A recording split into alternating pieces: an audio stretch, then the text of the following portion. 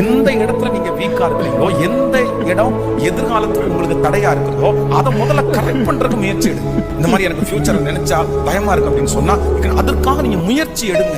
அமைதியா இருக்காதீங்க. நீங்க ஜோம் பண்ணி போய் ஃபாலோ பண்ணுங்க. எனக்கு எந்த தொழிலும் எனக்கு இல்ல, என் கையில வருமானம் இல்லைன்னு நினைக்கிறீங்களா, என் ஃபியூச்சர் நீங்க அதற்காக பிரயாசம் எடுங்க. எனக்கு ரொம்ப பலவீனமா இருக்குது, என் உடம்பு சரியில்லை, இப்படி இருந்தா என் ஃபியூச்சர். நான் நம்புறேன் என் உடம்புல இருக்கிற அவயவத்தை எல்லாவற்றையும் படைச்சவர் அவர். அவருக்கு தெரியாதா?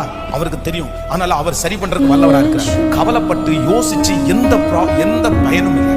அதனால ஆண்டவர் என்னுடைய, நான் நம்புறேன் ஒரு வருஷத்திலேயே கர்த்தர் உங்க எதிர்காலத்தை எப்படி வேணாலும் மாற்றுவார். ரூத்துக்கு என்ன எதிர்காலம் நினைக்கிறேன், என்ன ஃபியூச்சர்? ரூத்துக்கு அனாதைய போல வந்த ரூத்துக்கு கர்த்தர் ஃபியூச்சரை எவ்வளவு பிரகாசமா ஆண்டவர் மாற்றி கொடுத்தாங்க. நீ அறியாதது, உனக்கு எட்டாதது. ரூத்துக்கு ஒரு எதிர்காலத்தை ஆண்டவரால கொடுக்க முடியும்னா நான் நம்புறேன் உங்களுக்கும் எனக்கும் எதிர்காலத்தை தர முடியும்.